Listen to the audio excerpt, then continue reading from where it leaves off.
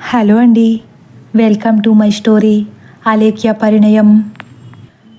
రెండు స్వచ్ఛమైన మనసుల కలయికే ఈ అలేఖ్య పరిణయం. మరి ఇంకెందుకు ఆలస్యం, పదండి కథలోకి వెళ్ళిపోదాం. అలా ఒక్క క్షణం కూడా ఆ ఇంట్లో సంతోష్ని ఉంచడం ఇష్టం లేని హరిశ్చంద్ర ప్రసాద్ సంతోష్ని పోలీసులకు అప్పచెప్పడానికి స్టేషన్కి తీసుకువెళ్లారు. ఆదిత్య ఆ కేసు నుండి బయటపడ్డాడని సంతోషించాలో లేక ఆదిత్యతో పాటు కొడుకులా భావించి పెద్ద చేసిన సంతోష్ జైలుకెళ్ళబోతున్నాడని బాధపడాలో అర్థం కాక శకుంతల కుమిలిపోతుంది. నిర్మల కూడా కొడుకు చేసిన పనికి తల ఎత్తుకోలేని పరిస్థితుల్లో కొడుకుని తలుచుకుని కన్నీరు మున్నీరుగా విలపిస్తుంది. ఆర్తి కూడా నిర్మలను ఓదార్చే పనిలో పడింది. శకుంతల నిర్మల భుజంపై చేయి వేసి ఏడుస్తున్న నిర్మలను ఓదారుస్తూ, క్షమించు నిర్మల, ఇప్పుడు గనుక సంతోష్ని పోలీసులకు అప్పచెప్పకపోతే ఏ తప్పు చేయని మావాడికి ఉరిశిక్ష పడుతుందన్న భయంతోనే సంతోష్ని ఆయన తీసుకెళ్లారు తప్ప వాడికేదో అన్యాయం చేద్దామని కాదు.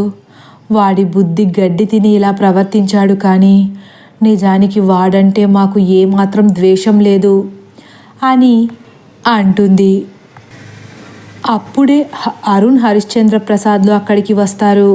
హరిశ్చంద్ర ప్రసాద్ కూడా నిర్మల పరిస్థితి చూసి తట్టుకోలేక, అయిపోయింది నిర్మల, మా చేతుల్లో ఏం లేదు. నీ కొడుకు వాడు తవ్వుకున్న గోతిలో వాడే పడ్డాడు. వాణ్ణి రక్షించే అవకాశం కూడా లేకుండా చేశాడు అని భారంగా మాట్లాడతారు. అయ్యా, మా సంతోష్కి ఉరిశిక్ష వేసేస్తారా? ఏడుస్తూ అడుగుతుంది నిర్మల. అలా జరగకూడదని మేము కోరుకుంటున్నాము. జరిగిన దాంట్లో సాక్షిది కూడా తప్పుంది కాబట్టి ఉరిశిక్ష పడకపోవచ్చంటున్నాడు కార్తికేయ. నాకు మాత్రం ఏం తెలుస్తుంది, నిర్జీవంగా అంటారు. చాలయ్యా, ఆ మాట చాలు. ఉరిశిక్ష పడకుండా ఉంటే చాలు. వాడు చేసిన వెధవ పనికి ఆ జైల్లోనే కుళ్ళి కుళ్ళి ఏడవాలి. లేకపోతే మీలాంటి దేవుళ్లకు ద్రోహం చెయ్యాలని ఎలా అనుకున్నాడో అంతా దెయ్యం వల్లే అంటుంది. నువ్వేం బాధపడకు నిర్మల, వాడు మాకు అన్యాయం చేశాడన్న కోపం ఉన్నా వాడు బాగుండాలనే మేము కోరుకుంటాము అంటారు. సరిగ్గా అప్పుడే ఆదిత్య కూడా తన గది నుంచి బయటకు వస్తాడు. కింద హాల్లో అందరూ నిర్మలను ఓదారుస్తూ కనిపిస్తారు. ఆదిత్య నిర్మల ముఖం చూడలేక పైనే ఉండిపోయి నిర్మల బాధను చూసి తట్టుకోలేకపోతున్నాడు. ఇంతలో హరిశ్చంద్ర ప్రసాద్, శకుంతల, నీ కొడుకెక్కడా అంటారు. ఏమోనండి, నేను వాడి గురించి పెద్దగా ఏం పట్టించుకోవడం లేదు. వాడి గదికి వెళ్ళిపోయి ఉంటాడు నిర్జీవంగా మాట్లాడుతుంది శకుంతల కూడా. అవునన్నా, నెమ్మదిగా సమాధానమిస్తుంది ఆర్తి. సర్లే, నీ బట్టలు సర్దుకో అంటారు హరిశ్చంద్ర ప్రసాద్. ఎక్కడికండి? ఆశ్చర్యంగా చూస్తుంది శకుంతల. ఇంకెక్కడికి, ఆనంద నిలయానికి. ఆ మాటకి ఆదిత్య కూడా నివ్వెరబోతాడు. ఇప్పుడా? నా మనసేం బాలేదండి, 2 రోజుల్లో వెళ్దాం అంటుంది శకుంతల. బాగోవాలంటే ఇప్పుడే మనం ఇక్కడి నుండి వెళ్ళిపోవాలి శకుంతల. అన్యాయంగా ఒక ఆడపిల్లను ఏడిపించిన ఈ ఇంట్లో నాకు ఒక్క క్షణం కూడా ఉండాలనిపించట్లేదు. ఈ ఇంట్లో అడుగడుగున అలేఖ్యను ఆదిత్య అన్న మాటలే గుర్తొస్తున్నాయి. ఆ పిచ్చి పిల్ల అమాయకపు చూపులే కనిపిస్తున్నాయి. నీ కొడుకు మూర్ఖత్వమే కనిపిస్తుంది. అందుకే అందరూ ఆర్తి వాళ్ళ ఇంట్లోనే ఉండిపోదాం. నిర్మల, నువ్వు కూడా అంటారు. ఆ మాటలకు ఆదిత్య మనసు కూడా చలించిపోతుంది. ఇంతలో ఆర్తి, అదేంటి నాన్న, జరిగిన దాంట్లో అన్నయ్య తప్పేమీ లేదని తెలిసిపోయింది కదా అంటుంది. నువ్వనుకుంటే సరిపోతుందా ఆర్తి? జరిగిన దాంట్లో సంతోష్ తప్పు ఎంతుందో మన మూర్ఖుడిది కూడా అంతే ఉంది అంటారు. అది కాదు నాన్న, ఇప్పుడు తప్పు తెలుసుకున్నాడు కదా అని మళ్ళీ అంటుంది. ఇంకేం చెప్పదార్తి, ఇప్పటికే చాలా ఆలస్యమైపోయింది. వాడి తప్పు ఉందా లేదా అన్న విషయం పక్కన పెడితే వాడనుకున్నది జరిపించుకోవడానికి తల్లిదండ్రులమైన మా మాట కూడా లెక్క చేయడని అర్థమైపోయింది. ఎప్పటికప్పుడు మమ్మల్ని కూరలో కరివేపాకులా తీసి పాడేశాడే తప్ప అమ్మ నాన్న ఎందుకింతలా చెబుతున్నారని ఒక్కసారి కూడా ఆలోచించలేదు ఆ మూర్ఖుడు అని చాలా బాధగా మాట్లాడతారు. ఆ మాటలకు ఆదిత్య కళ్ళు చాలా రోజుల తర్వాత చెమ్మగిల్లుతాయి. వెంటనే ఒక్క క్షణం కూడా పైన ఉండకుండా గబగబా కిందకు పరిగెత్తుకొస్తాడు. ఆ శబ్దానికి అందరూ పక్కకు చూస్తారు. హరిశ్చంద్ర ప్రసాద్కి అస్సలు ఏమాత్రం ఆదిత్య ముఖం కూడా చూడాలనిపించడం లేదు. ఇంచుమించు శకుంతలది కూడా అదే పరిస్థితి. ఇక అరుణ్కైతే చెప్పనక్కర్లేదు. తన చెల్లెలి తప్పు ఏమాత్రం లేకుండా అన్ని మాటలని బాధలకు గురిచేసి విడాకులు ఇచ్చేశాడన్న కోపం చాలా ఉంది. అలేఖ్య జీవితం నాశనమైపోయిందన్న బాధ ఆదిత్యపై కోపంలా మారిపోయింది అందరికీ. కిందకి వచ్చిన ఆదిత్య అమాంతం హరిశ్చంద్ర ప్రసాద్ కాళ్ళపై పడిపోయి ఏడుస్తూ, నన్ను క్షమించండి నాన్న, నన్ను క్షమించండి అని ఏడుస్తున్నాడు. హరిశ్చంద్ర ప్రసాద్ కోపంగా వెనక్కి జరిగిపోయి, నిన్ను క్షమించడానికి నేనెవరిని? నా కొడుకెప్పుడో చచ్చిపోయాడు అని ఖచ్చితంగా చెప్పేస్తారు. వెంటనే శకుంతల వైపు చూసి, శకుంతల, నువ్విప్పుడు నాతో పాటు వస్తున్నావా లేదా అంటారు. అని భయపడుతూ లెగుస్తుంది శకుంతల.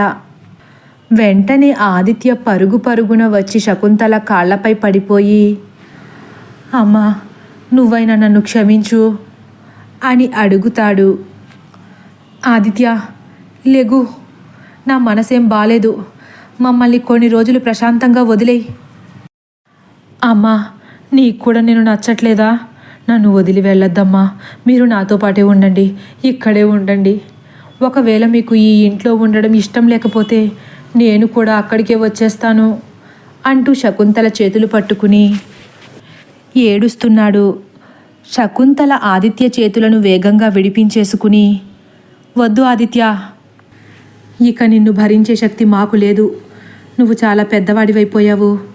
ఇక ఈ తల్లిదండ్రుల అవసరం నీకు లేదని మాకు అర్థమైంది.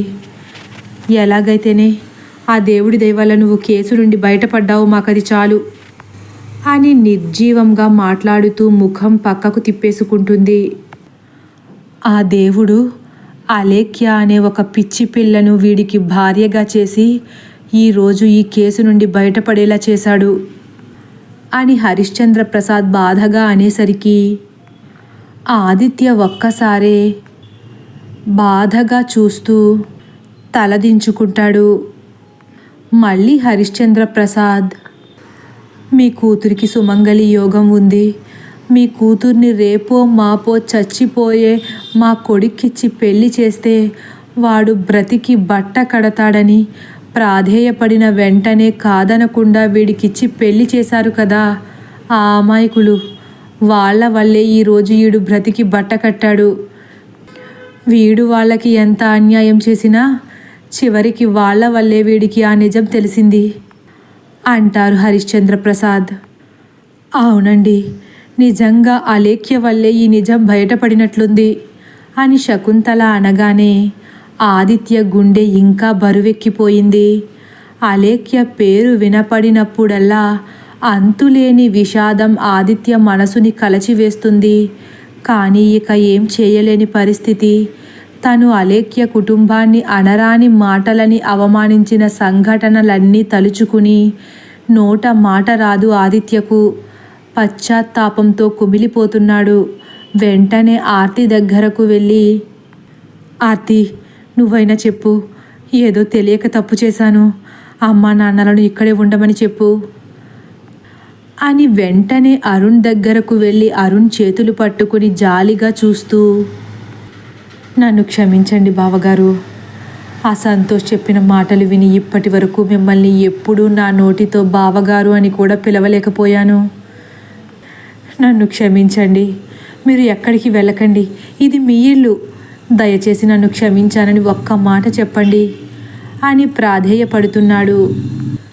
అరుణ్ మాత్రం ఏం మాట్లాడకుండా ఆదిత్య వైపు అలానే చూస్తూ తన చేతులని కూడా వెనక్కి లాగేసుకుంటాడు. అరుణ్ పేరెత్తే అర్హత కూడా నీకు లేదు ఆదిత్య. నాకు మొదటిసారి అరుణ్ లాంటి కొడుకెందుకు పుట్టలేదా అని బాధగా ఉంది. కేవలం నీ ఒక్కడి ప్రాణాలు కాపాడడం కోసం వీళ్ళ ముగ్గురు వాళ్ళ సంతోషాలని సరదాలని వదులుకున్నారు.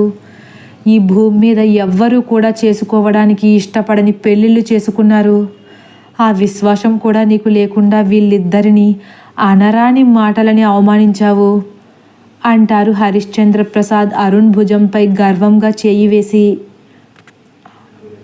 అవునండి అంటూ శకుంతల కూడా అరుణ్ తలపై చేయి వేసి, మీ అమ్మ నాన్నలు నిన్ను అలేఖ్యను చాలా పద్ధతిగా పెంచారమ్మా.